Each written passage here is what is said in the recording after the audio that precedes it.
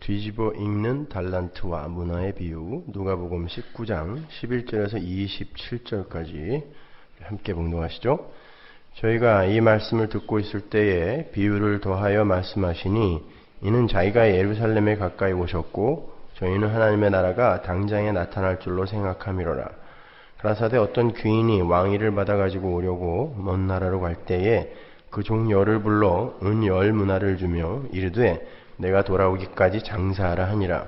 그런데 그 백성이 저를 미워하여 사자를 뒤로 보내어 가로되 우리는 이 사람이 우리의 왕됨을 원치 아니하노이다 하였더라.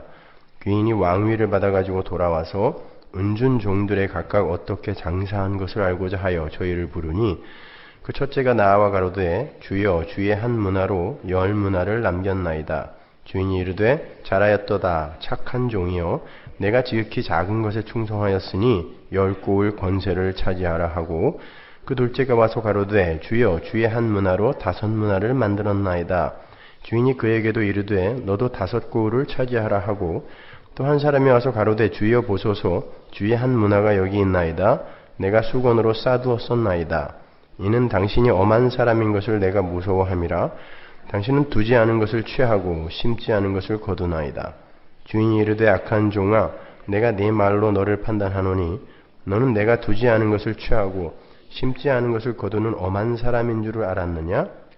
그러면 어찌하여 내 은을 은행에 두지 아니하였느냐?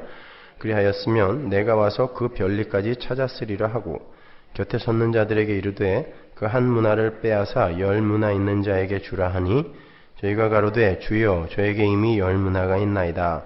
주인이 가로되 내가 너희에게 말하노니 무릇 있는 자는 받겠고 없는 자는 그 있는 것도 빼앗기리라. 그리고 나의 왕됨을 원치 아니하던 저 원수들을 이리로 끌어다가 내 앞에서 죽이라 하였느니라. 아멘. 오늘은 여러분이 잘 아시는 문화의 비유와 달란트의 비유를 함께 공부하도록 하겠습니다. 이 비유들도 그렇게 만만한 그런 비유는 아니에요. 사실 오늘 이 두 비유를 확실하게 공부를 하려면 삭개오의 구원 이야기와 10처녀의 비유까지도 다 다루어야 돼요. 아니 어떤 면에 있어서는 누가복음의 전체 비유를 물 흐르듯 그렇게 짚어내려와야 오늘 우리가 공부할 그 두 비유를 좀 더 명확하게 이해를 할 수가 있습니다. 그런데 그러기 위해서는 또 많은 시간이 걸리기 때문에 제가 나머지 부분은 간단하게 짚어드리고 넘어갈 거예요. 그러니까 한번 잘 들어보세요. 지금 우리가 함께 읽은 문화의 비유는 마태복음 25장의 달란트의 비유와 아주 흡사한 내용과 구조를 가지고 있는 비유예요. 어떤 학자들은 이 문화의 비유와 달란트의 비유가 같은 비유인데 마태와 누가가 각기 다른 용도로 재구성하고 재조합한 것이라고 주장을 하기도 하고 어떤 학자들은 그 각각이 전혀 다른 곳에서 주어진 각기 다른 비유라고 주장을 하기도 합니다. 그러나 저는 그 두 비유가 하나의 비유이든 아님 각기 다른 곳에서 말씀을 하신 다른 비유이든 별 문제가 되지 않는다고 생각을 해요. 내용만 알면 되는 거니까.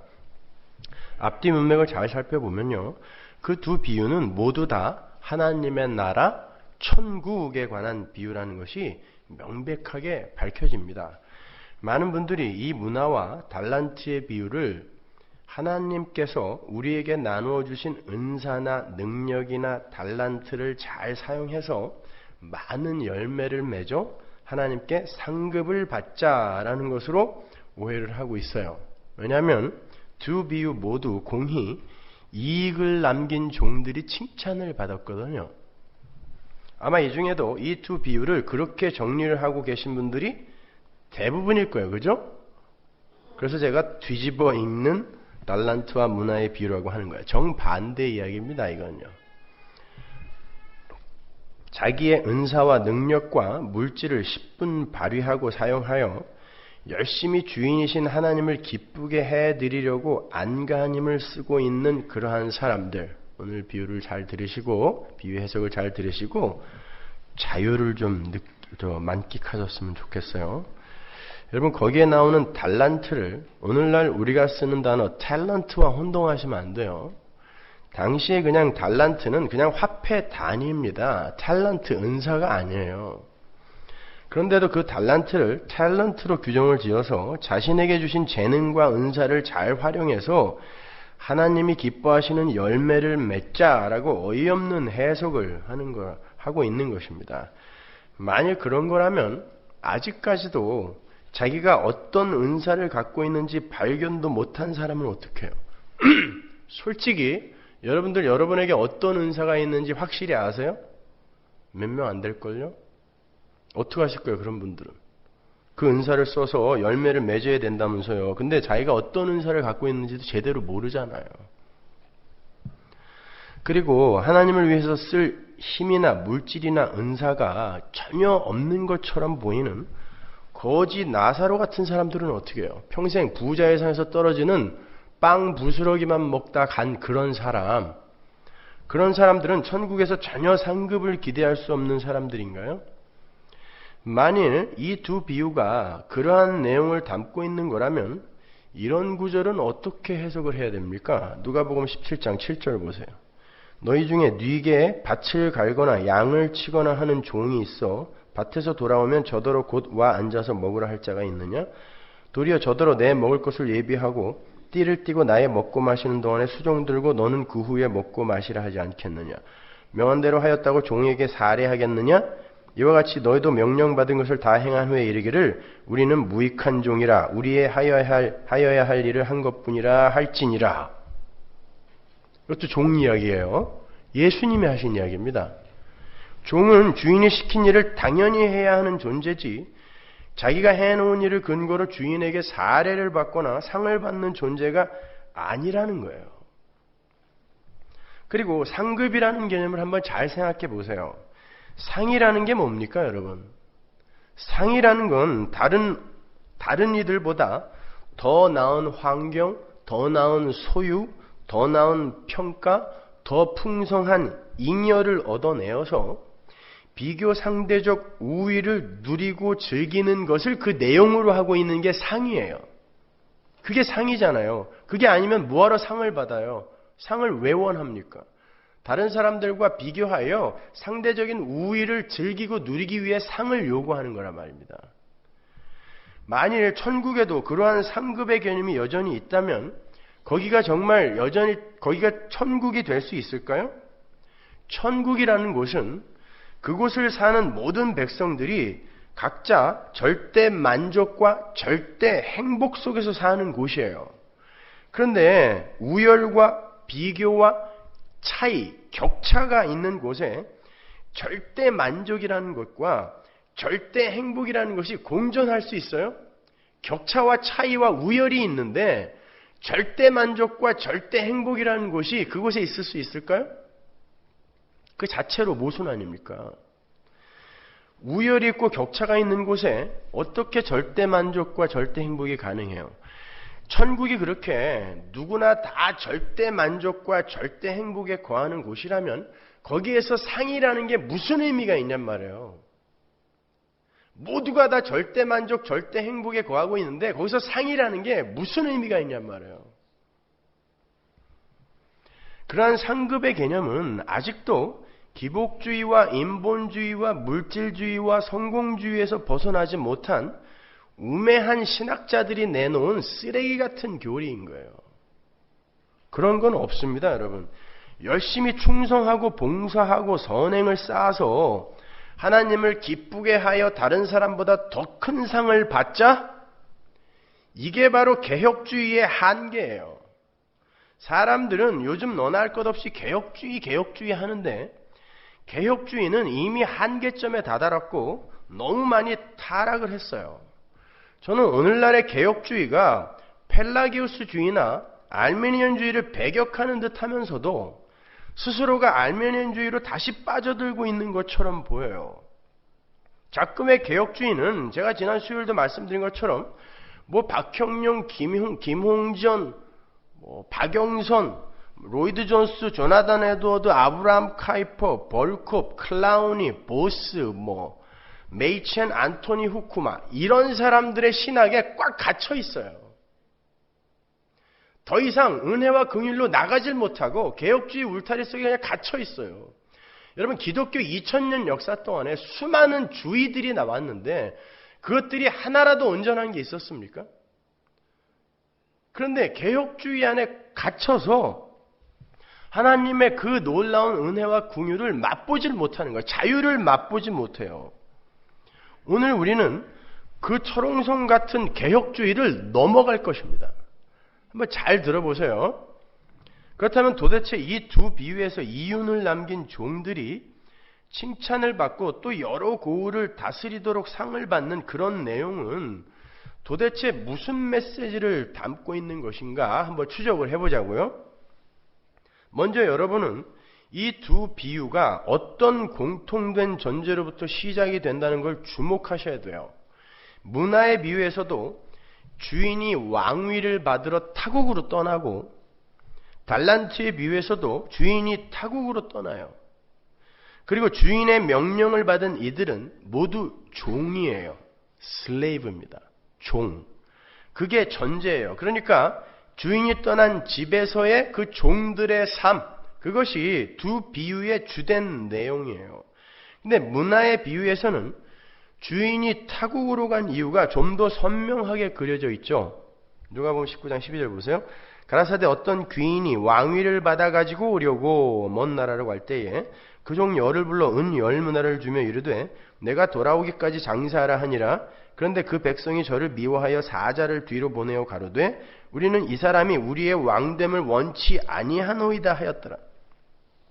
주인이 종들에게 돈을 맡기고 타국으로 간 이유는 왕위를 받기 위함이라 그래요. 왕위를 받으러 타국으로 떠난 어떤 귀인의 이야기는 당시 유대인들이 모두 다 익숙하게 알던 이야기였어요. 당시는 로마의 식민지 시대였기 때문에 그 유대의 분봉왕이 세워지거나 추천이 되어지면 반드시 로마의 승인을 받아야 됐어요. 여러분이 아시다시피 예수님이 태어날 당시의 왕은 헤롯 대왕이었습니다. 헤롯 대왕의 아버지는 에돔 사람이에요. 그는 에돔 사람입니다. 그러니까 이스라엘이 막았겠죠. 3년 동안 이 헤롯 대왕이 예루살렘에 대하여 전쟁을 일으켜갖고 겨우 왕이 됐어요. 그 후로 37년간 잘 다스리다가 죽으면서 그 팔레스타인 땅을 세 아들에게 나눠줍니다. 헤롯 아켈라오, 헤롯 안티파스, 예수님에게 여우라고 욕을 들었던 사람이죠. 세례요한 죽였던 사람. 그리고 갈릴리 지방 헤롯 빌립. 그리고 왕위의 칭호를 헤롯 아켈라오에게 넘겨주고 가요. 근데 그거는 헤롯 대왕의 유지였을 뿐이지 로마의 승인을 받지 않으면 말짱 헛거예요. 그래서 헤롯 아켈라오가 진짜로 로마로 떠납니다. 왕위를 받으러. 근데 헤롯 아켈라오의 엄마는 사마리아 여인이에요. 아버지는 에돔 사람. 유대인들이 그걸 받아들이겠습니까? 몰래 대표단을 파견을 해서 편지를 갖고 로마로 갔어요. 이 사람은 우리의 왕이 돼서는 안 된다고. 근데 로마가 승인을 해줘 버렸어요. 그러니까 그 왕이 아켈라오가 돌아와서 자기를 반대했던 사람들을 다 죽여버렸습니다. 그 이야기를 예수님이 자기의 이야기에 투영을 시켜서 지금 비유로 이야기하고 계시는 거예요. 그러니까 그 이야기를 듣고 있는 유대인들은 그 이야기가 무슨 이야기인지 정확히 알았단 말입니다. 예수님이 지금 아켈라오의 이야기에 자기 이야기를 오버랩시키고 계세요.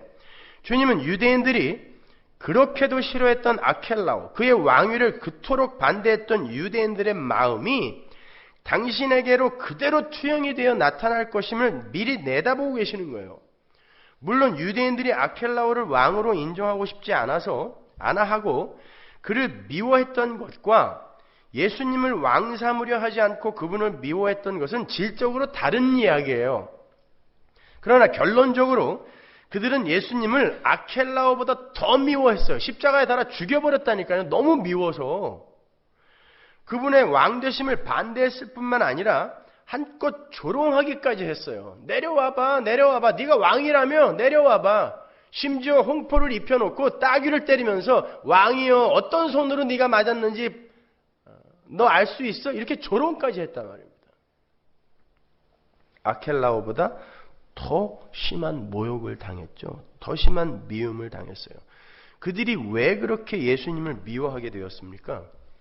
여러분 아시다시피 이 문화의 비유 바로 다음이 예수님의 예루살렘 입성이에요.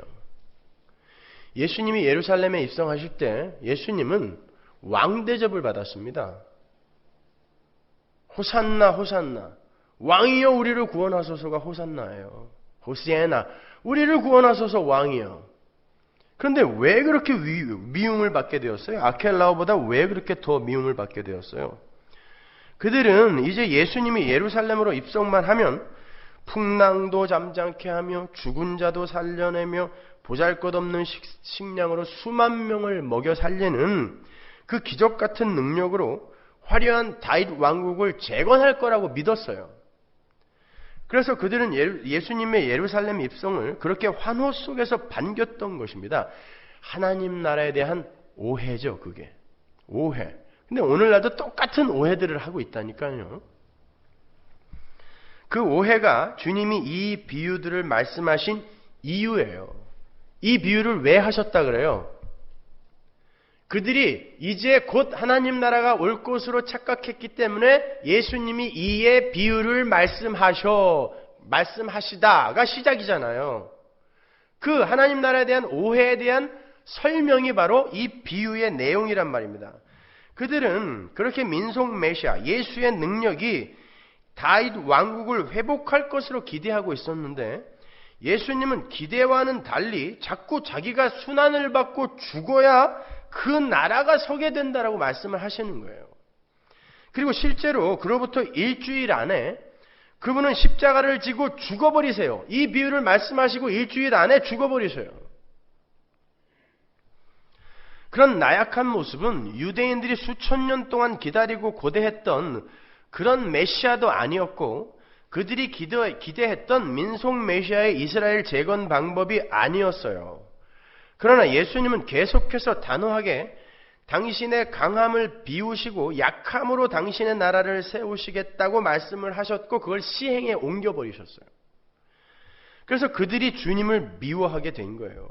강력한 민속 메시아를 기다려왔던 힘의 원리 속에 물들어 있는 그들이 십자가에서 죽어버린 그런 나약한 왕을 왕으로 환영할 리가 없죠.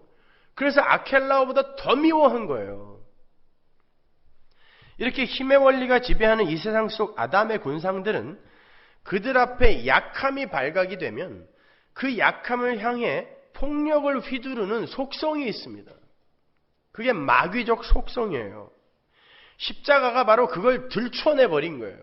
니들이 마귀다라는 걸 들춰내버리는 거예요. 그들이 바로 하나님의 심판의 대상인 아담들인 것입니다. 스스로 하나님처럼 되어버린 아담들인 거예요. 그들에게는 약함이 곧 죄요.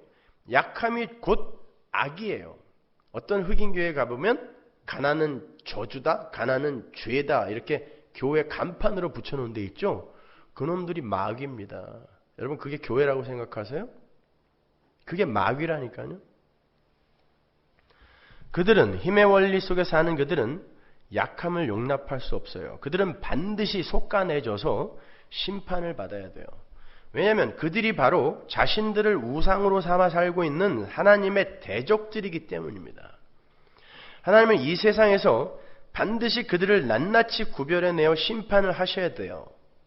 그런데 예수님이 강력한 능력을 발휘하실 때에는 그들 모두가 예수님의 편인 듯 행동을 한단 말입니다. 강한 힘을 발휘할 때는 예수님 자체가 강함이기 때문에 전부가 가짜들까지 마귀들까지 예수님의 편에 선다니까요.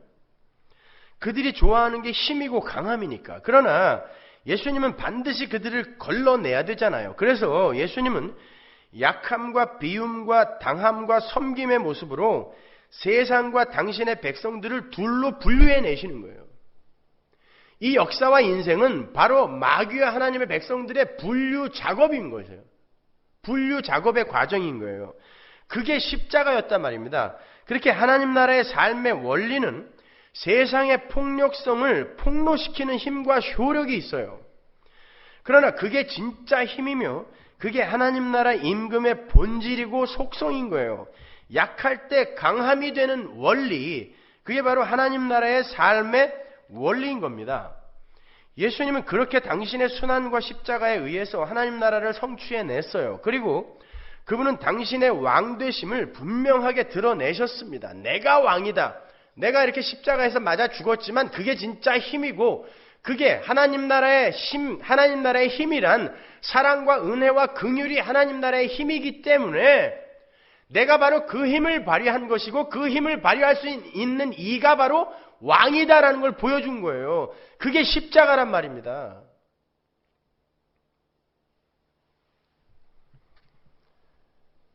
그런데 예수님은 그렇게 당신의 나라를 이루어 놓으시고 훌쩍 하늘로 떠나버리셨어요.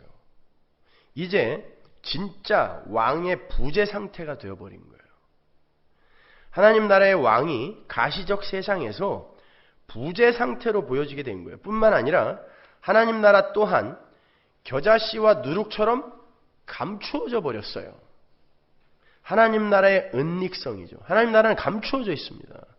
하나님 나라의 왕도 감추어져 있어요. 하나님은 그 하나님 나라의 왕과 은닉된 하나님 나라를 창세전에 선택을 받은 하나님 백성들의 믿음으로만 보이게 만들어 버리셨어요. 그래서 그들만 하나님과 하나님 나라의 왕과 하나님 나라를 볼 수 있어요. 그들만. 나머지는 못 봐요. 또다시 하나님 나라의 왕이 그분의 부재 속에서 당신의 약함을 미끼로 던져버린 거예요. 세상에다가. 그 미끼를 덥석 물고 왕이 오긴 어디로 오냐. 그리고 그 왕이 진짜 힘 있는 왕이라면 너희들을 이렇게 놔두겠어? 라는 미끼를 던져버리신단 말입니다. 그걸 물어버린 세상은 끌어올려져서 심판으로 들어가게 되는 거예요. 믿음이 있는 자들은 믿음으로 왕과 나라를 본단 말입니다. 그렇게 분류가 되는 거예요. 힘의 원리 속에 아담적 세상이 그렇게 부재 속에 숨어있는, 은닉되어 있는 하나님 나라의 왕을 어떻게 평가할까요? 베드로서에 나오죠? 베드로후서 3장 3절 보세요. 먼저 이것을 알지니 말세에 기롱하는 자들이 와서 자기의 정욕을 조차 행하며 기롱하여 가로되 주의 강림하신다는 약속이 어딨느뇨? 조상들이 잔 이후부터 만물이 처음 창조할 때와 같이 그냥 있다 하니. 예수님을 조롱하는 거예요. 세상이. 예수님은 왕도 아니고 다시 오지도 않을 거라는 것입니다. 마음대로 사는 거예요. 그러한 확신 속의 세상이 대표단을 파견해서까지 그분의 왕되심을 반대하는 유대인들 안에서 선명하게 그려지고 있는 거란 말이에요. 비유의 내용을 아시겠어요? 그러나 그분은 강력한 하늘 왕권을 소유한 채 지금 하나님 보좌 우편에 앉아 계세요. 사도행전 2장 35절로 가보세요. 내가 내 원수로 내 발등상 되게 하기까지 너는 내 우편에 앉았으라 하셨도다 하였으니 그런즉 이스라엘 온 집이 정령 알지니 너희가 십자가에 못 박은 이 예수를 하나님이 주와 그리스도가 되게 하셨느니라 하니라.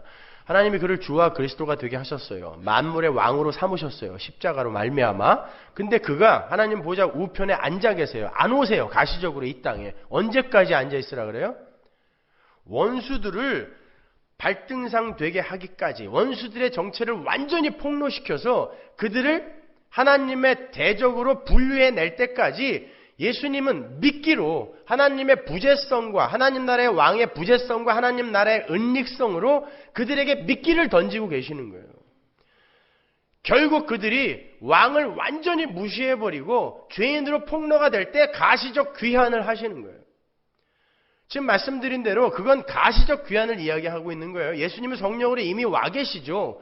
그러나 세상 사람들은 믿음이 없기 때문에 그걸 못 느낀단 말입니다. 근데 나중에 그분이 가시적으로 오게 되면 그때 알게 되겠죠. 그 가시적 귀환이 세상의 죄성이 완전히 폭로될 때, 완전히 구별이 되어 버릴 때 이루어지게 된다라는 그런 뜻이에요. 세상은 마음껏 보이지 않는 하늘의 왕을 조롱해요. 그리고 그분을 부인합니다. 그렇게 믿음을 부여받지 못한 세상은 은닉된 하늘 왕을 보지 못하고 그분의 부재 속에서 자기들의 뜻과 야망과 비전을 쫓아서 자신이라는 우상을 섬기며 자신들의 죄성을 낱낱이 폭로당해요. 그게 악한 종들의 모습 안에 들어있는 세상인 거예요.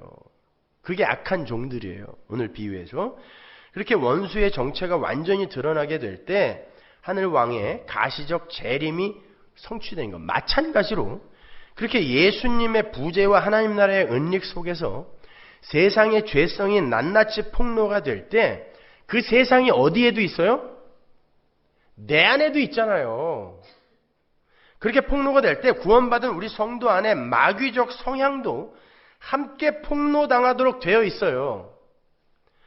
우리는 우리에게 주어진 하늘 왕의 부재와 하나님 나라의 그 은닉의 기간 동안에 우리의 죄성을 낱낱이 폭로당하고, 그러나 세상과는 달리 하나님께 완전히 항복하는 자로 왕의 귀환을 맞이하게 되는 거예요. 이게 바로 오늘의 비유를 해석하는 아주 중요한 열쇠입니다.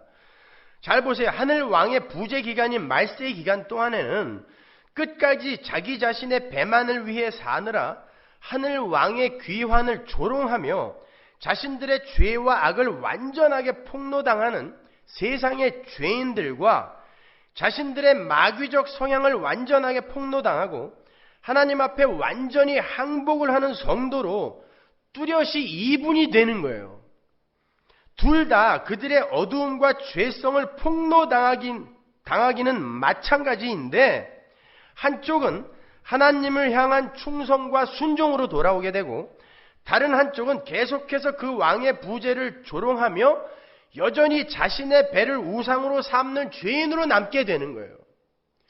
지금 이 역사와 인생은 하나님의 은혜를 떠난 자들의 죄가 폭로되고 드러나는 자리인 거예요.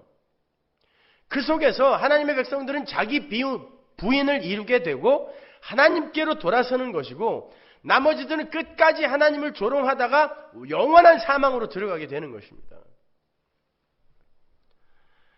그리고 그건 이미 하나님의 편애 속에서 창세전에 이미 갈라져 있는 거예요. 그걸 예정이라 그래요. 그걸 하나님의 편애, 하나님의 선택이라고 하는 거예요. 여러분 보세요. 이런 얘기하면은 굉장히 분노하는 사람들이 있는데 그들이 개혁주의자들입니다. 개혁주의가 어디서 나온 거예요? 칼빈에서 나왔는데 존 칼빈의 예정론을 10%도 이해하지 못하고 있는 거예요. 존 칼빈의 예정론이 뭔지도 모르면서 개혁주의 하고 있다니까요. 개혁주의라는 건 다시 리폼, 원래의 폼으로 돌아가자, 성경으로 돌아가자는 것이지 누구의 교리에 갇히자는 이야기가 아니란 말입니다. 열처녀의 비유가 바로 그 이야기인 거예요. 열처녀의 비유는 기름을 준비한 자와 준비하지 않은 자의 성실성과 열심에 관한 이야기가 아니에요. 혹자는 그 이름을 성령이라고도 하고 그 기름을 성령이라고도 하고 믿음이라고도 합니다만, 만일 그렇다면 나중에 어리석은 처녀들이 기름을 사러 갔다가 와서 문을 두드리는 장면은 어떻게 설명할 거예요? 어리석은 처녀들이 나중에 신랑이 와서 문을 닫자 기름을 사러 가서 사가지고 왔단 말입니다. 그게 살 수 있는 거예요? 근데도 그냥 자기들이 편한 대로만 생각해서 그게 성령이고 믿음이고 성령 충만한 삶을 산 사람은 깨어있는 거고 그게 하나님, 그게 신랑을 준비한 거고 이렇게 생각해 버린단 말입니다. 그 열처녀의 비유는 이미 결정이 나 있는 슬기로운 처녀와 어리석은 처녀, 충성된 종과 악한 종이 그들의 정체가 완전히 드러나게 됐을 때 신랑이, 하늘왕이 갑자기 들이닥쳐서 자기가 선택한 이들만 문 안으로 끌어들이는 예정의 이야기를 하고 있는 거예요. 슬기로운 처녀들이나 어리석은 처녀들이 전부 자고 있었습니다. 아세요? 슬기로운 처녀들은 깨있지 않았다니까요. 10명이 다 자고 있었어요. 그러니까 절대 슬기로운 처녀들이 깨어 있었기 때문에 혼인집으로 들어간 게 아니에요. 두 무리가 다 자고 있었는데 어떤 무리들만 혼인집으로 들어가게 되었다라는 건 어떤 무리에게는 긍휼이 부어졌다라는 것이고 어떤 무리에게는 신랑의 긍휼이 부어지지 않았다라는 말인 거예요. 그래서 거기에서 10명이 다 잤다라는 말이 전제되어 있는 것입니다. 그건 하나님의 은혜와 긍휼, 그 은혜의 복음의 이야기를 하고 있는 거라니까요. 슬기로운 처녀들은 기름을 준비했기 때문에 잔치집에 들어간 게 아니라 신랑의 긍휼 때문에 잔치집으로 들어간 거예요. 그런데 그 비유의 결론은 그런즉 깨어있으라죠. 그 말은 우리에게 깨어있음의 정의를 다시 한번 생각하게 해주는 말인 거예요. 분명히 함께 자고 있던 자들이 신랑의 긍휼을 입어 잔치집에 들어가게 됐는데 그들을 깨어있던 자로 인정을 해주셨다는 것에서 우리는 깨어있음이란 우리 쪽에서의 열심과 성실에서 격발이 되는 게 아니라 신랑 측에서의 긍휼과 은혜에서 비롯되는 것임을 알 수 있게 되는 거예요. 그게 깨어있음이란 말입니다. 따라서 슬기로운 5 처녀가 준비한 기름은 바로 하나님의 긍휼과 하나님의 은혜와 하나님의 열심, 하나님의 선물을 가리키는 거예요. 그게 창세전에 주어졌던 이들은 그들이 비록 세상 속에서 자고 있고 졸고 있다 할지라도 하나님의 마지막 때가 되면 잔치집으로 끌려 들어가게 되는 거예요. 하나님의 긍휼에 의해서, 은혜에 의해서. 그들은 언제 올지 모르는 신랑이 이미 와 있는 것처럼 신랑의 부재 속에서 신랑의 존재를 의식하는 삶을 살게 된다라는 거예요. 그들은 세상 사람들처럼 졸 수도 있고 잠이 들 수도 있어요. 그러나 신랑은 반드시 그들을 깨워서 잔치집으로 데리고 들어가는 거예요. 반면에 준비가 되어 있지 않은 하나님의 편에 밖에 있는 이들은 그들의 정체가 폭로되자마자 문을 닫아 걸어버리는 것입니다. 하나님은 이렇게 극심한 편애 속에서 당신의 백성들을 사랑하세요. 당신의 백성들만 사랑하세요. 그들만 바라보신단 말입니다. 그렇다면 당신의 하나님의 편애 속에 들어있는 하나님의 백성들이 왕의 부재와 왕의 나라의 은닉 속에서 깨어있는 삶을 산다는 것은 어떻게 사는 것을 말하는 걸까요? 그게 다 긍휼이고 은혜고 선물이라면 어떻게 사는 게 깨어있는 삶이고 어떻게 사는 게 주인이 준 것으로 이윤을 남기는 삶이냔 말이에요. 그걸 성경은 분명히 우리에게 요구하고 있잖아요. 어떤 게 주인에게 칭찬을 받는 삶입니까? 멍하니 있으면 되는 거예요? 달란트와 문화의 비유에서 달란트와 문화는 주님의 부재 속에서 주님이 자기 백성들에게 주시는 주님과 백성들 간의 접촉점이에요. 주인의 부재 속에서 주인과 백성들이 접촉할 수 있는, 주인과 종이 접촉할 수 있는 접촉점이란 말입니다. 달란트와 문화가. 그 접촉점은 다름 아닌 주인의 명령, 주인의 말씀, 주인의 언약인 거예요. 주인이 말 한마디 딱 남기고 가버렸다니까요. 그런데 그 말을 꼭 붙들고 그 말에 충성하는 삶을 사는 거예요. 종들이. 우리 왕은 우리에게 다시 오신다는 말씀 하나 남기고 떠나셨어요. 왕위를 받으러 떠나셨단 말입니다. 하나님 나라 보좌 우편에 앉아 계세요. 그 왕위를 받아가지고. 그리고는 이 세상의 죄가 완전히 폭로될 때까지 안 오신단 말이에요. 가시적 귀환을 하지 않으세요. 비유에 나오는 주인들도 마찬가지예요. 그렇게 성도들은 바로 그 주님이 남기고 가신 주님의 말씀과 언약을 붙들고 그분이 다시 오셔서 영원한 나라의 왕노릇 하실 그날을 기다리며 사는 사람들인 거예요. 바로 그러한 성도의 삶이 투영되어 있는 게 주인이 남긴 것을 가지고 주인의 말에 순종하고 있는 종들의 모습인 거예요. 지금 속으로 그것 봐요. 그러니까 장사해서 남겨야죠. 여러분 자꾸 종들이 무언가 이윤을 남겼다는 결과에 집착하지 마세요. 그들이 얼마를 남긴 것은 하나도 중요하지가 않아요. 그보다는 그들이 주인의 말을 듣고 장사를 했다라는 게 중요한 거예요. 장사를 했다라는 게. 누가복음 19장 13절 보세요. 그 종 열을 불러 은 10무다를 주며 이르되 내가 돌아오기까지 장사하라 하니라. 마태복음 25장 16절 다섯 달란트 받은 자는 바로 가서 그것으로 장사하여 또 다섯 달란트를 남기고. 장사라는 건 손해를 볼 수도 있고 이윤을 남길 수도 있는 거예요.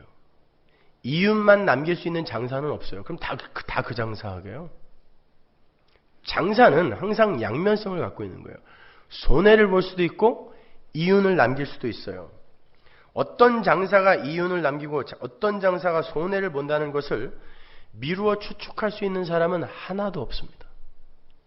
그런데 종들이 겁도 없이 주인의 돈으로, 지 돈도 아닌데 주인의 돈으로 장사를 하고 있단 말입니다. 그건 손해를 감수하고 있는 거예요.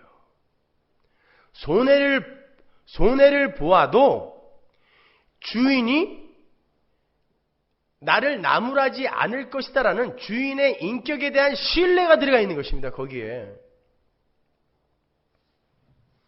그게 중요한 거예요. 진정으로 충성된 종은 주인의 인격을 믿는 사람을 말해요. 그들만 장사를 할 수 있어요. 주인이 자신의 충성을 인정해 줄 것을 아는 거예요. 자신이 주인이 시킨 장사를 통해서 자신이 이윤을 남기던 손해를 보던 주인은 자신의 충성을 인정해 줄 것이다를 아는 것, 그게 충성된 종이란 말이에요. 그들이 장사를 할 수 있단 말입니다.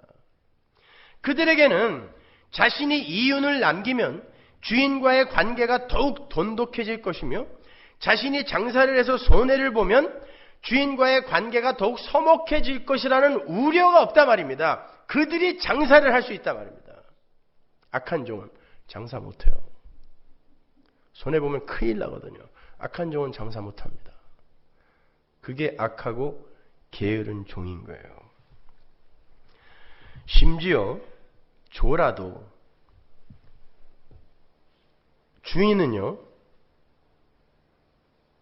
우리가 얼마만큼 이윤을 남겼느냐에는 전혀 관심이 없어요.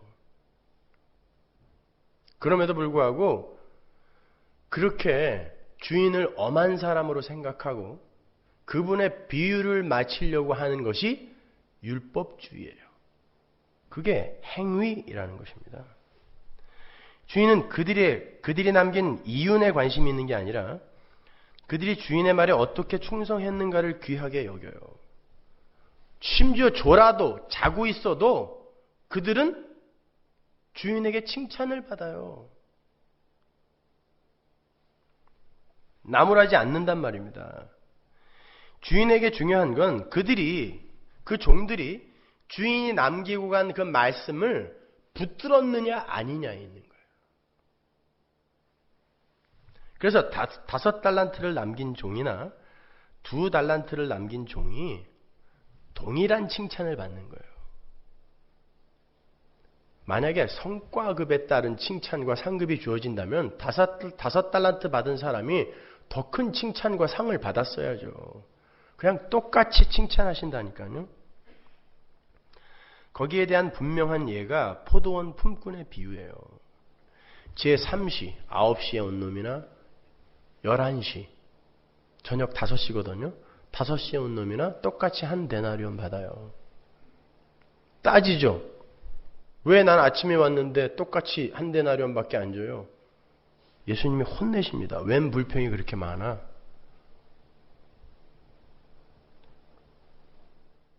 그들이 얼마만큼의 시간을 투자하고 얼마만큼의 열매를 맺었는가에 따라서 상 안 준다니까요. 그냥 한 데나리온씩이에요. 영생. 그게 상급인 것입니다.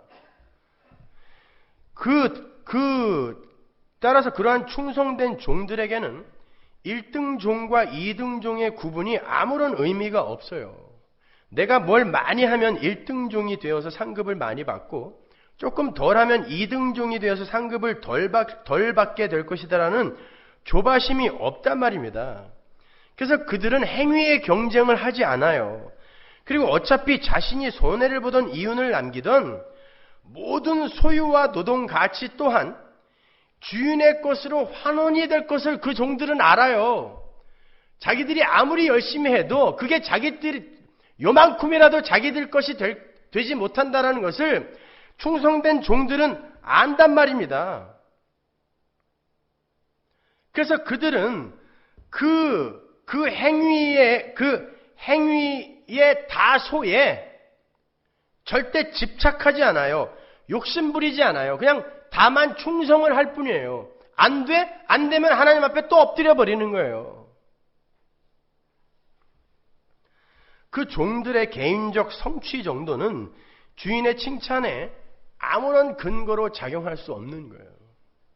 그러니까 여러분이 착한 일을 얼마나 많이 했는가, 헌금을 얼마나 많이 했는가, 이런 거 갖고 자랑하지 마세요. 하나님은 그걸로 칭찬하지 않으세요. 설사 평생 착한 일을 한 번도 못했다 할지라도 그것 때문에 내 주인이 이런 말씀을 남기고 가셨는데 나의 이런 모습 때문에 평생 그 주인에게 면목 없는 삶을 산 사람이 실제로 주인이 있는 것처럼 산 사람이에요. 오히려. 자, 그러나 그 주인의 긍휼과 은혜를 알지 못하는, 다른 말로 주인을 믿지 못하는 종은 어떻겠어요? 주인이 어떤 존재인지를 모르는 종은 어떻게 하겠습니까? 함부로 장사 못해요. 왜냐하면 그는 주인의 긍휼과 은혜를 믿지 않았기 때문에 손해는 바로 주인의 꾸중으로 이어질 것이다 라는 그런 생각을 갖고 있기 때문에 절대 장사 못해요. 그게 율법주의며 인본주의예요. 그들은 절대 주인의 말을 이행할 수 없어요. 장사, 손해를 봐도 이윤을 내도 괜찮은 주인의 그 넓은 은혜의 품속에 들어있는 자유의 복음, 그들은 그걸 못 받아들인단 말입니다. 그래서 땅에 묻어둘 수밖에 없는 거예요. 그들이 할 수 있는 게 뭐겠어요? 절대 손해는 보지 말아야겠다는 결연한 의지로, 주인의 비율을 맞춰야겠다는 결연한 의지로 자신의 힘과 지혜를 사용하여 주인의 뜻과는 다른 행동을 해버리는 거예요. 그게 달란트와 문화를 수건에 싸서 땅에 묻어둔 종의 모습인 것입니다. 주인이 장사를 하라고 했으면 주인의 인격을 믿고 손해를 보던 이윤을 남기던 장사를 해야 되는데, 주인에게 손해를 입히면 자신에게 돌아올 상급이 적어질까봐, 혹시 자기가 버려짐을 당할까봐 자신의 지혜를 사용하여 다른 방법을 강구해버리는 거예요. 장사를 하라고 하는데 자기의 지혜로 묻어버리는 것입니다. 그 이야기 하는 거예요. 우리에게 준 재능이나 은사를 마음껏 발휘 안 하고 묻어두면은 하나님이 나무라실 것이다. 그 얘기 아니란 말입니다. 왜 이렇게 유치해서요 도대체. 그게 바리새인들의 율법 지킴이었잖아요. 하나님의 비유를 마치기 위해서 달란트와 문화를 수건에 싸서 묻어버린 것입니다. 여러분이 이 두 비유를 읽으시면서 절대 간과해서는 안 될 내용이 있어요. 마태복음 25장 27절 보세요. 그러면 내가 마땅히 내 돈을 취리하는 자들에게나 두었다가 나로 돌아와서 내 본전과 별리를 받게 할 것이니라 하고, 누가복음 19장 23절 그러면 어찌하여 내 은을 은행에 두지 아니하였느냐, 그리하였으면 내가 와서 그 별리까지 찾았으리라 하고. 잘 보세요. 이 내용은 주인이 돈에 환장한 사람이라는 그런 내용이 아니에요. 왜 은행에 안 넣어놨냐, 왜 이자 놓는 사람들에게 안 줬냐, 이 이야기는 주인이 돈에 환장한 사람이라는 뜻이 아니라 그 돈 자체는, 주인이 남기고 간 그 돈은 그 자체로 저절로 이윤이 생기게 되어 있는 것이라는 걸 보여주는 거예요. 그냥 은행에만 넣어놔도 이윤이 생겨버리는 그런 힘과 효력을 갖고 있는 게 주인이 남기고 간 것이란 뜻이에요. 근데 그걸 묻어놓으면 어떻게 되냐는 말이라는 거예요. 주인이, 그러니까 그 돈은 땅에 묻어두지만 않으면 자연스럽게 이윤이 붙게 되는 힘이 있단 말입니다. 그런데 악한 종들은 그 돈을 율법과 행위라는 땅에 묻어버리는 거예요. 그 말은 다른 말로 하나님의 진짜 종들은 그들의 현실과 그들에게 나타난 현상들이 어떠한 모습을 띈다고 해도 절대 이 땅에서 손해볼 수 없는 삶을 살게 된다라는 말인 거예요. 하나님의 선택에 의해 하나님의 편애를 받은 진짜 하나님의 충성된 종들은 그 어떤 장사를 해도 절대 손해를 안 본단 말이에요. 왜? 모든 것이 합력하여 선을 이루기 때문에. 그래서 충성된 종들이 다 남긴 거예요. 그들이 장사 수완이 좋아서가 아니라 하나님이 애초에 남을 수밖에 없는 것을 주고 간 거예요. 그 장사는 주인이 주관하고 있는 장사이기 때문에 그런 것입니다. 여러분은 이윤을 남길 수밖에 없는 존재들인 거예요. 그래서 그 주인의 말씀, 그 말씀에 순종하면서 열심히 살기만 하면 되는데 자기가 자꾸 뭐를 해서 그 주인의 비유를 맞추려고 그래. 왜? 무서우니까. 주인이 사랑의 주인이라는 걸 모르니까 무서워서 두려워서 주인의 비유를 맞추려고 그래요. 그게 행위예요. 그게 도덕이고 율법인 것입니다. 개혁주의가 지금 그걸 주장하고 있다니까요.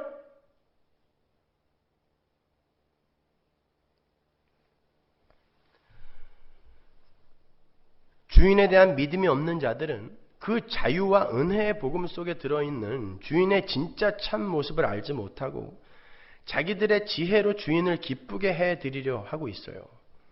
여러분, 율법주의나 인본주의에 빠져있는 사람들은 굉장한 종교적 열심을 가진 사람들처럼 보이죠. 야, 세상을 개혁하자, 가난한 이들을 돕자, 교회가 이래서야 되겠어? 굉장히 훌륭한 것 같지 않아요? 그 저변에 어떤 마음이 있는지 아십니까? 하나님에 대한 두려움이에요. 그거 안 하면 주인이 꾸중할 것 같은 그런 오해에서 절대 주인에게 손해를 끼치지 않아야겠다는 어리석은 충정과 열심을 부리는 거예요. 거기에는 주인에 대한 사랑과 신뢰가 없어요. 그게 바로 악한 종들의 모습에서 잘 나타나고 있는 것입니다. 마태복음 25장 24절 보세요. 한 달란트 받았던 자도 와서 가로되 주여 당신은 굳은 사람이라 심지 않은 데서 거두고 해치지 않은 데서 모으는 줄을 내가 알았으므로 두려워하여 나가서 당신의 달란트를 땅에 감추어 두었었나이다. 보소서 당신의 것을 받으셨나이다. 본문 20절. 또 한 사람이 와서 가로되 주여 보소서 주의 한 문화가 여기 있나이다. 내가 수건으로 싸두었었나이다. 이는 당신이 엄한 사람인 것을 내가 무서워함이라. 당신은 두지 않은 것을 취하고 심지 않은 것을 거두나이다. 잘 보세요. 게으르고 악한 종이 주인을 어떻게 묘사를 하고 있습니까? 심지 않은 데서 거두고 두지 않은 것을 취하고 해치지 않은 데서 모으는 분이라 그래요. 무에서 유를 구하는 분. 이게 무슨 법칙이에요? 창조의 법칙입니다. 악한 종이 하나님의 창조의 법칙과 능력을 알고 있단 말입니다. 심지 않은 데서 거둘 수 있는 힘이 있는 하나님을 알고 있어요. 그런데 그 하나님을 두려움의 하나님으로, 엄한 하나님으로, 굳은 하나님으로 생각하고 있어요. 그게 율법주의예요. 그게 바리새인인 것입니다. 하나님의 법도 알고 그분의 능력도 알아요. 그런데 그분이 나에게 사랑의 하나님이요 은혜의 하나님이 아니에요. 그렇기 때문에 내가 반드시 그 주인의 비유를 맞춰야 돼요. 그게 하나님을 죽도록 섬긴다고 했던 유대주의인 거예요. 여러분, 그러한 자들에게는 자유가 없어요. 그렇게 주인의 법을 오해한 자들은 주인마저도 오해를 하게 되고 평생 무거운 짐을 지고 살게 되는 거예요. 그리고는 고작 내놓는 것이 자기 지혜, 자기 뜻으로 쌓아놓은 자기 의밖에 없는 것입니다. 그게 수건에 쌓아놓은 한 달란트요, 한 문화인 것이고 그 사람들이 바로 바리새인들인 거예요.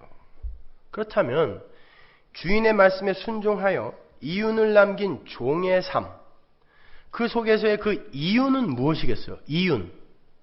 우리가 남겨야 할 이윤. 주님은 우리 성도들이 이 역사와 인생 속에서 어떤 열매를 맺기 원하세요?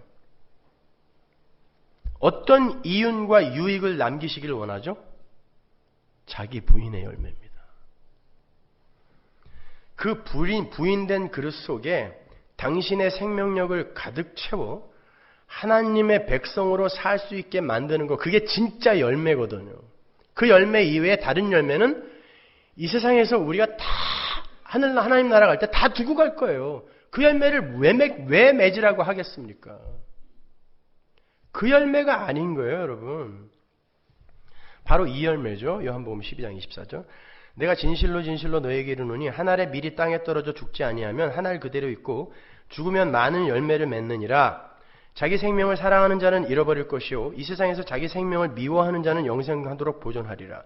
사람이 나를 섬기려면, 주인을 섬기려면 나를 따르라. 주인을 따라야 되는데 나 있는 곳에 나를 섬기는 자도 거기 있으리니. 나 있는 곳이 어디예요? 한 알의 밀알이 떨어서 땅에 죽은 자리예요.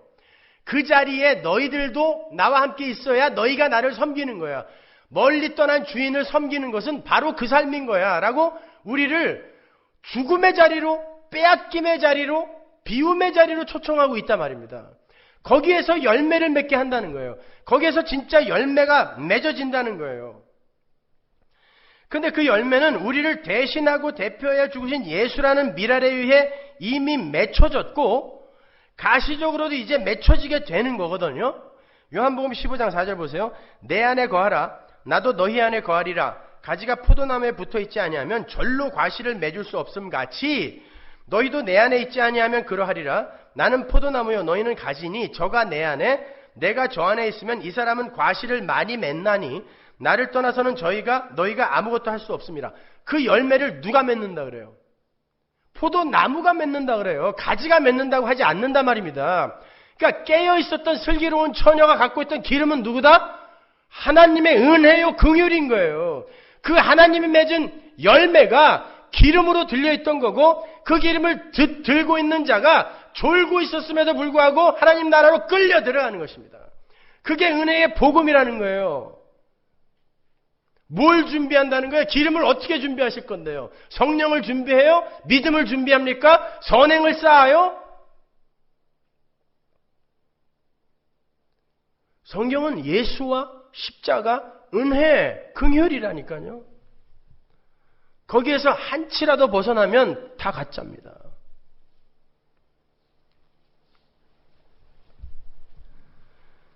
여러분, 그래서 충성된 종들의 장사는 늘 수지 맞는 장사일 수밖에 없는 거예요. 왜? 주인이 열매를 맺거든요. 주인이 장사를 하시거든요. 겉으로는 손해보는 것처럼 보일 수도 있어요. 겉으로는 망한 것처럼 보일 수도 있어요.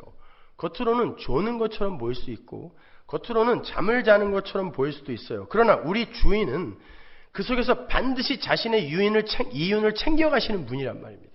그게 하나님이에요. 합력하여 선을 이뤄내시는 하나님. 우리는 그러한 능력의 주님, 은혜의 주님, 사랑의 주님, 긍휼의 주님을 신뢰하면서 계속해서 자신을 부인당하면 돼요. 내가 부인을 당하면 당할수록 예수라는 열매가 내 안에서 맺혀지는 것입니다. 그게 우리가 남겨야 할 이윤인 거예요. 거기에서 자기 사랑이 벗겨지고 비로소 그 자기에게만 향해 있던 사랑이 이웃과 하나님에게로 옮겨지는 거예요. 그게 주인을 섬기는 거예요. 주인께 충성하는 거예요. 그게 내가 부인 되어져 가는 게. 달란트의 비유나 문화의 비유에서 종들이 남긴 이윤을 종들이 챙겼습니까? 아니죠. 종들이 남긴 이윤은 전부 주인이 챙겨갔어요. 뺏어갔습니다. 한 푼도 종들에게 안 줬어요. 종들은 빼앗기는 거예요. 하나님에게 빼앗기는 것입니다. 종들은 주인의 말씀을 듣고 그 주인이 현존하고 있는 것처럼 매 순간 자신의 것을 빼앗기는 삶을 산 것뿐이에요. 종들은요, 자신들의 힘과 노력과 시간을 빼앗기면서, 엄밀히 말하면 주인에게 빼앗기면서, 주인이 한 말을 듣느라고 빼앗기면서 주인이 원하는 열매를 맺다가 장사를 하다가 결국에는 주인이 오니까 다 빼앗기는 거예요. 자기의 시간과 자기의 힘을 계속 빼앗기다가 장사를 하면서 빼앗기다가 주인이 오면 다 빼앗기는 게 성도의 장사인 것입니다. 그게 충성된 종이에요. 그렇게 자기 주장, 자아숭배, 자기 사랑, 옛사람, 세상 힘에 대한 집착, 중독 등을 하나하나 빼앗기다가 장사하다가 결국 주인에게 몽땅 뺏기고 주인이 주시는 상으로만 살아가는 것, 10고울, 5고울 상으로만 살아가는 게 성도의 삶이며 그게 하나님 나라다를 보여주는 거예요. 그래서 이 비유가 둘 다 이 비유는 하나님 나라에 관한 것인데로 시작이 되는 것입니다. 하나님 나라는 자기의 은사와 재능을 사용하여 뭘 준비하는 거예요? 업적을 쌓는 거예요? 아니잖아요. 그런데 그 충성된 종들에게 주신 상이 뭐예요? 아직도 해결해야 할 문제가 하나 있죠. 10고울, 5고울을 줬단 말입니다. 10문화 남긴 사람에게 10고울, 5문화 남긴 사람에게 5고울. 성과에 따라 차등 있는 상급을 제공한 거죠, 분명히. 달란트의 비유에서는 칭찬만 받지만 문화의 비유에서는 10고울, 5고울을 다스리는 권세를 주세요.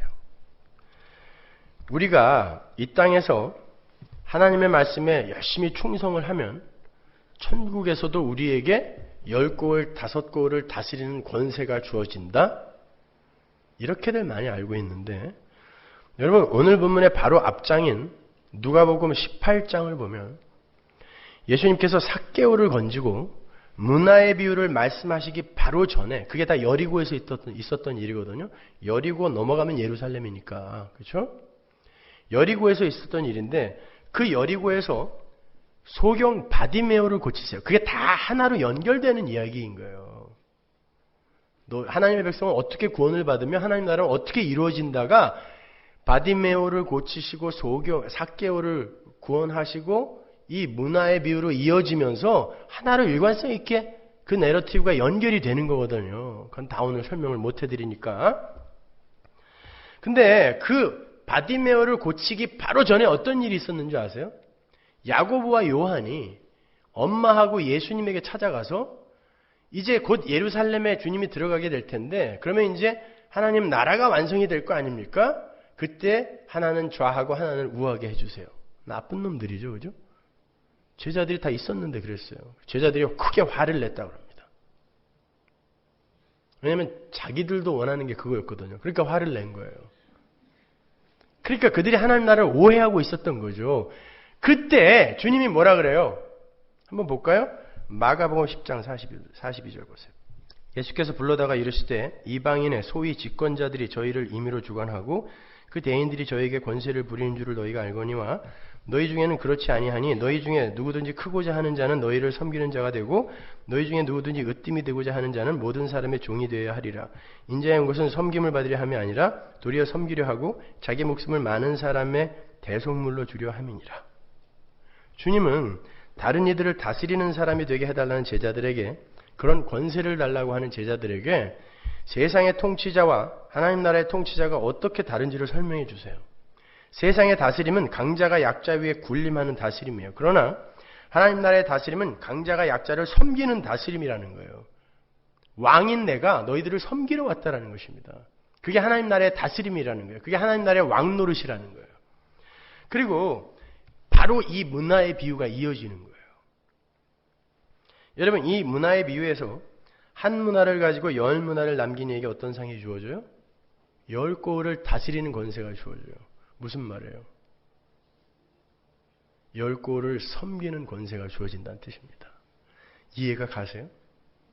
이 세상에서 우리가 많이 빼앗기면 빼앗길수록 우리의 삶 속에서 섬김의 삶이 성취가 되는 거예요. 그게 상인 것입니다. 어떻게 더 잘 설명해요? 이걸? 그게 상인 거예요. 이렇게 성도가 이 땅에서 남겨야 하는 이유는 빼앗김입니다. 자기 부인인 거예요. 근데 재능과 은사로 업적을 쌓아서 하나님께 상을 받겠다고요? 그런 소리 하지 마세요. 하나님이 그들을 향해 이 독사의 새끼들아 라고 이야기를 했다는 걸 잊지 마십시오. 자, 이 비유가 이제 명쾌하게 이해가 가십니까? 여러분, 우리 성도는 모두 충성된 종이에요. 그렇게 결정되어져 있어요. 하나님 편애 속에 들어있는 슬기로운 5처녀인 거예요, 우리가. 우리의 삶은 반드시 이윤을 남기게 되어 있어요. 우리는 점점 우리를 비워내고 다른 이들을 위해 손해와 상함을 감수하며 이웃을 섬기고 하나님을 섬기며 사랑하는 자로 지어져 가게 되어 있어요. 주인이 장사를 하시거든요. 포도나무가 스스로 우리 가지에게서 열매를 맺고 계시거든요. 그건 우리의 선택이나 우리의 열심에 의해 성취되는 게 아니에요.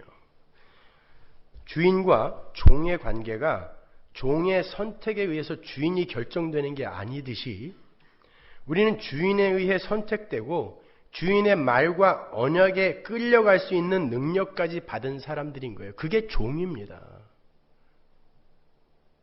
그게 아닌 이들은 지들이 하나님인 거예요. 지들이 신인 거예요. 지들이 주인인 거예요. 하나님이 종인 거죠. 어줍지 않게 여러분의 종교행위나 선행 등으로 아버지의 비위를 맞추려는 시도를 하시기 전에 그 주인의 사랑과 긍휼과 은혜 앞에 자신을 먼저 던지세요. 은혜의 복음 안으로 자신을 먼저 던지세요. 매 순간 자신의 연약함과 부족함을 고백하시면서 내 안에 이미 살아 역사하고 계신 우리의 주인에게 도움을 구하세요. 그게 멀리 떠난 왕을 내 곁에 두고 사는 충성된 종의 삶인 것입니다. 그때 우리의 주인은 우리의 마음을 빼앗고 있는 이 세상 다른 것들을 하나하나 늑탈해 가세요. 탈취해 가실 것이에요. 그리고 결국에는 모두 빼앗아 버리고 진짜 섬김의 삶, 진짜 비움의 삶, 진짜 낮아짐의 삶인 십자가의 삶을 살게 만드시고야 마는 거예요. 그게 5곡을 10곡을 다스리는 권세예요. 그게 있는 자예요. 두 비유의 말미에 공히 예수가 있는 자. 있는 자는 더욱 풍성히 받는다 그러죠. 있는 자가 뭐예요? 예수가 있는 자. 예수의 은혜가 있는 자. 그의 긍휼을 받은 자. 그들은 더욱더 풍성히 받는데요. 자기의 현실과 상황 속에서 하나님도 없는 자처럼 사는 이들, 그들은 없는 자예요. 그들은 아무리 율법과 도덕과 윤리와 선행 등의 업적을 내놓아도 다 빼앗겨요. 아무 소용이 없어요. 하나님 앞에서 그건. 그러나 있는 자, 하나님의 은혜가 그들의 삶 속에 있는 자는 더욱더 풍성히 받게 돼요. 왜? 하나님이 계속 비워가시거든요. 그리고 비워진 자리에 하나님의 생명을 계속 채우시거든요. 있는 자는 더 받아요. 있는 자라고 해서 내가 뭘 있게 만든 거 아니란 말입니다. 하나님의 은혜를 받아 예수가 있는 자, 그들은 이윤을 남길 수밖에 없어요. 더욱더 풍성해지는 거예요. 없는 자는 아무리 열심히 도덕적 윤리적 행위를 쏟아 놓아도 그걸 있는 자에게 빼앗기는 거예요. 걔네들은 마귀거든요. 우리가 지금 이 세상에서 하나님 앞에 내어놓을 수 있는 충성은요, 지극히 작아 보일 거예요. 여러분 어떠세요? 여러분의 삶 속에 진짜 그렇게 하나님에 대한 충성이 많이 나와요? 너무 미미하죠? 너무 작죠? 그러나 있긴 있어요. 그러나 그 지극히 작은 충성을 내게서 끌어내신 하나님이 온전한 충성을 끌어낼 것이다라는 믿음, 그 믿음으로 여러분은 그 작은 충성에 계속 매진하시면 돼요. 그래서 지극히 작은 것에 충성한 자는 큰 것에 충성할 수 있다라고 하는 거예요. 하나님이 만드실 거거든요. 그래서 지난주에 불의한 청지기의 비유에서도 지극히 작은 자, 남의 것, 이런 것들이 등장하는 거고 오늘도 똑같이 그게 등장하는 것입니다. 지금 우리의 모습은 너무 지극히 작은 것 같아요. 그리고 내 것도 없는 것 같아. 하나님에 의해서 끌려가고 있으니까. 그러나 그게 이제 내 것이 되는 날이 온단 말입니다. 나를 하나님이 완전히 비워내고 하나님 것으로 채울 때 이제 그게 내가 돼요. 연합이 되니까. 하나님과 내가. 그게 있는 자는 더 많이 받게 되고 없는 자는 빼앗기게 된다는 이야기예요. 그리고 지극히 작은 것에 충성하는 자는 큰 것으로 받게 된다는 것입니다.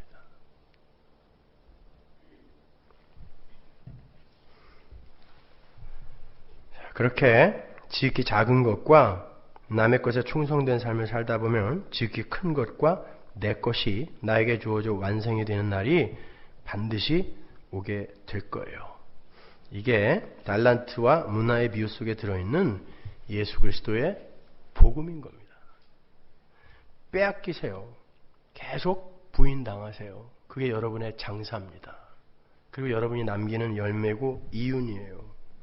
그게 여러분이 맺으실 열매고 여러분이 장사해서 남겨야 할 이윤이고 하나님이 칭찬하실 유일한 업적이에요. 열심히 부인당하셔서 10골, 5골 섬기는 그런 훌륭한 하나님의 백성들이 되십시오.